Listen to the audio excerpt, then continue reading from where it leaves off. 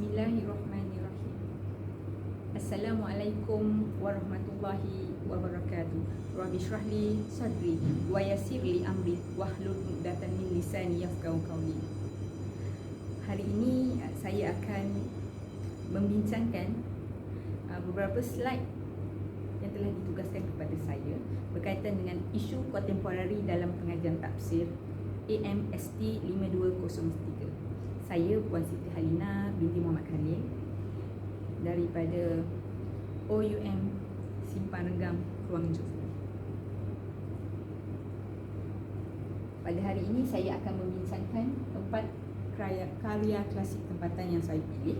Pertama ialah tafsir Nur Al-Ihsan, yang kedua tafsir Pimpinan Ar-Rahman, yang ketiga adalah tafsir Ar-Rawi, dan keempat ialah tafsir Pedoman Mutakin.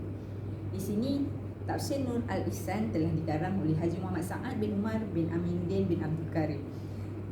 Diterbitkan oleh Maktabah Dar Al-Ma'arif, mempunyai cetakan pada tahun 1970, mempunyai jumlah muka surat sebanyak 357 muka surat. Seterusnya tafsiran Pimpinan Ar-Rahman pula telah dikarang oleh Syekh Abdullah Basmi dan diterbitkan oleh Darul Fikir Kuala Lumpur. Mempunyai 3 tahun terbitan, iaitu 1968, 1970 dan 1972, dan mempunyai 1512 muka surat. Seterusnya ialah tafsir Ar-Rawi yang telah dikarang oleh Tuan Haji Yusof bin Abdullah bin Rawi. Telah diterbitkan oleh Maktabah Al-Haji Abdullah bin Muhammad Nuruddin bin Rawi, Pulau Pinang, dan tahun terbitannya ialah pada tahun 1951 dan 1975. Mempunyai 105 hingga 203 muka surat. Seterusnya ialah tafsir Pedoman Mutakin, di mana telah dikarang oleh Dr. Abdullah Hayy Abdul Syukur. Diterbitkan oleh Jabatan Kemajuan Islam Malaysia dan Utusan Publication. Mempunyai 4 tahun terbitan, iaitu 2003, 2005, 2008 dan juga 2010. Mempunyai 500 hingga 600 muka surat.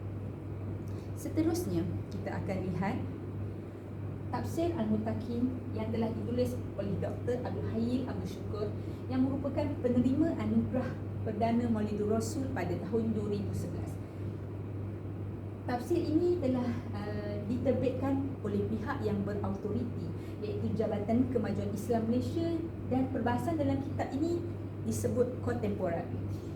Dia telah disemak oleh lembaga semakan pakar yang sewaktu itu dipengerusikan oleh Profesor Dr. Abdul Syukur bin Haji Hussein, yang merupakan pengerusi Jawatankuasa Fatwa Kebangsaan. Ahli lembaga semakan pakar pula terdiri daripada para ulama dan profesional, iaitu mereka yang mahir dalam bidang bahasa hadis, yang terdiri daripada 20 orang. Seterusnya kita lihat kelebihan tafsir ini. Tafsir ini menggunakan pendekatan maksur, iaitu penafsiran Al-Quran dengan Al-Quran, Al-Quran dengan hadis, dan juga Al-Quran dengan ijtihad sahabat.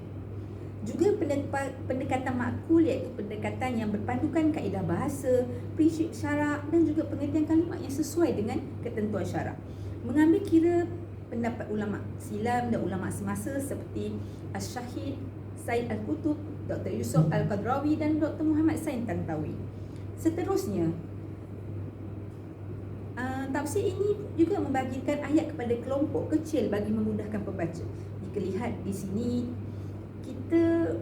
kelebihan dan tafsiran ini ada dinyatakan asbabun nuzul, iaitu sebab turunnya ayat. Yang kedua, dijelaskan munasabah antara ayat dengan ayat sebelumnya, dan yang ketiga, dijelaskan munasabah antara satu surah dengan surah sebelumnya.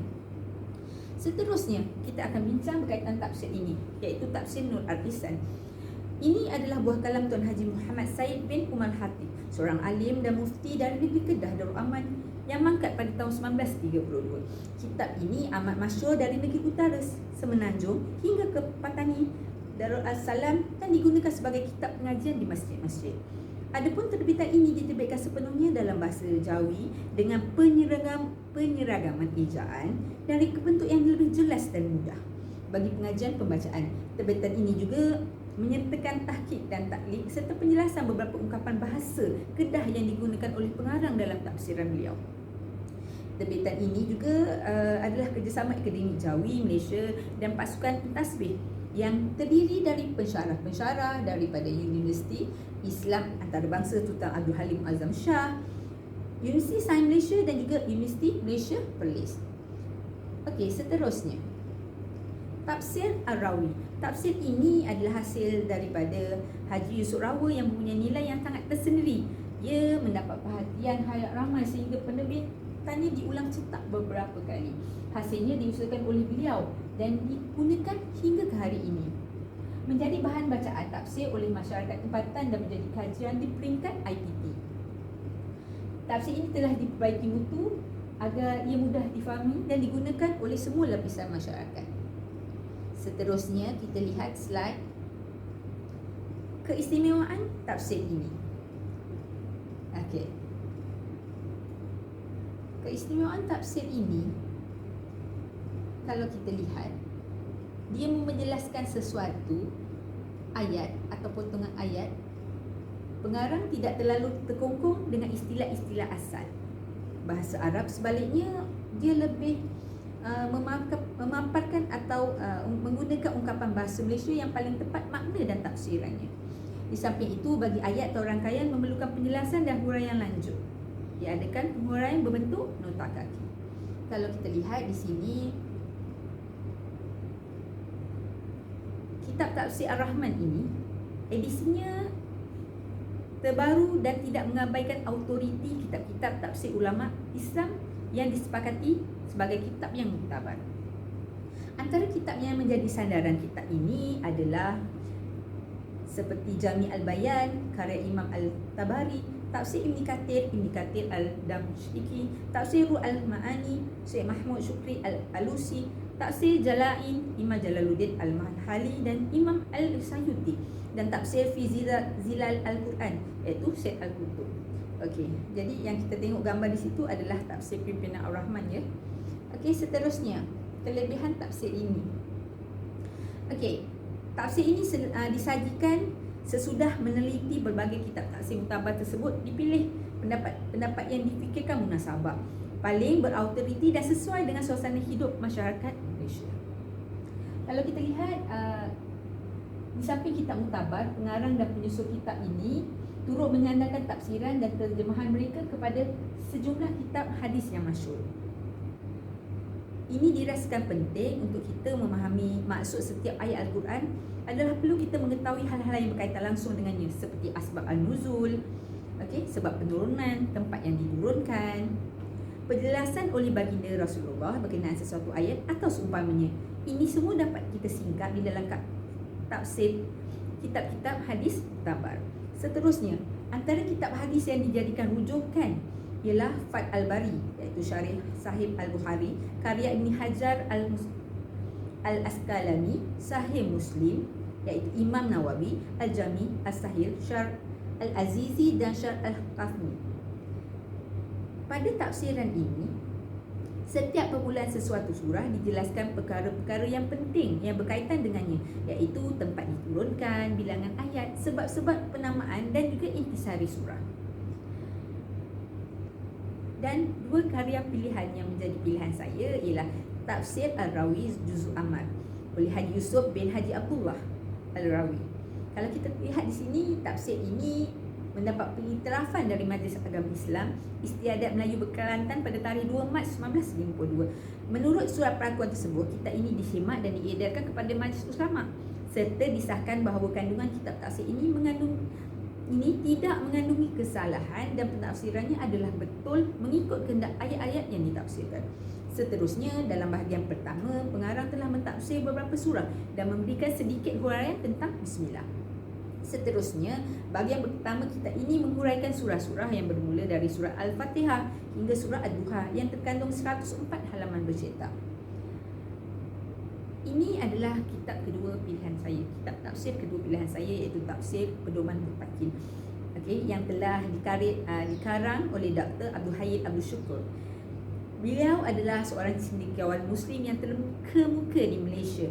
Tafsir ini ditulis kesinambungan daripada tafsir pimpinan Ar-Rahman yang telah dirintis sebelumnya dan bertujuan untuk menjadi pedoman kepada umat Islam setelah mendapat bimbingan dari tafsir pimpinan Ar-Rahman.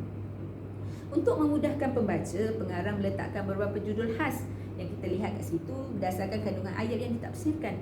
Kemudian mengemukakan beberapa fahrasat iaitu daftar isi, hadis, asar dan syair yang dimasukkan dalam penafsiran pada akhir kitab setiap juz.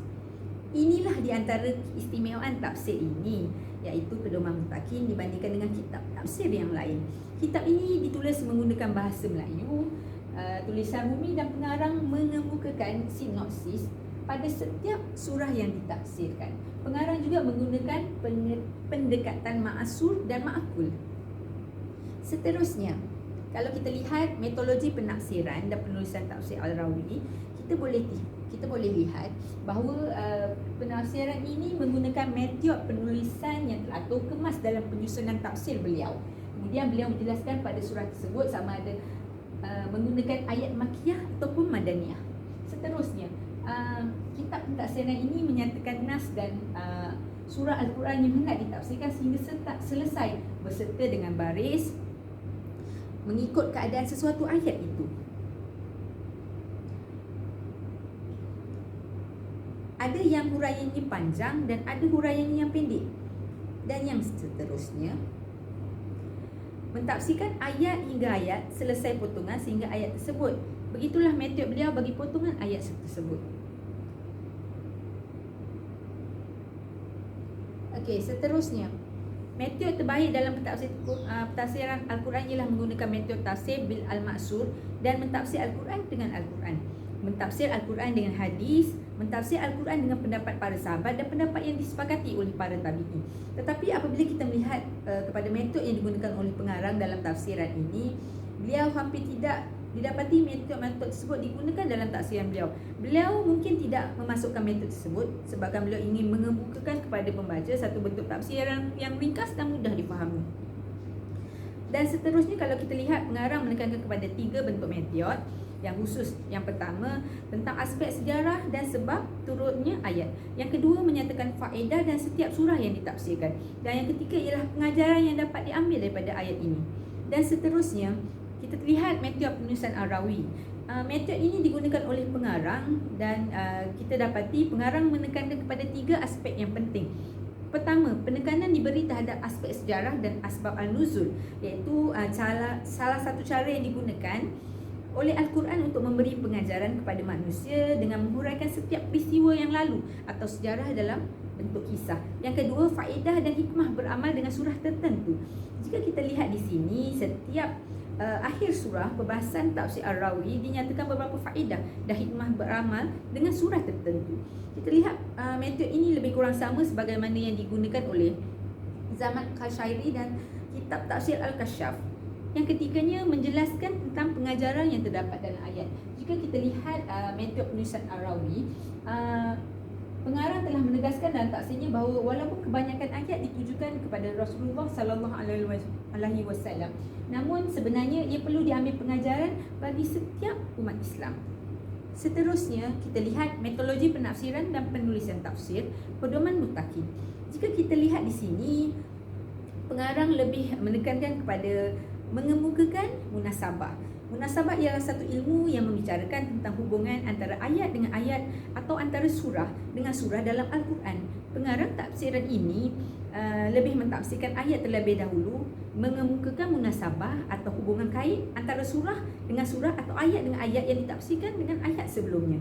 Contohnya, munasabah antara surah dengan surah salah satunya dapat dilihat pada pentafsiran beliau ketika mentafsirkan surah Al-Baqarah. Dalam surah Al-Fatihah ada tersebut doa untuk mendapat hidayah.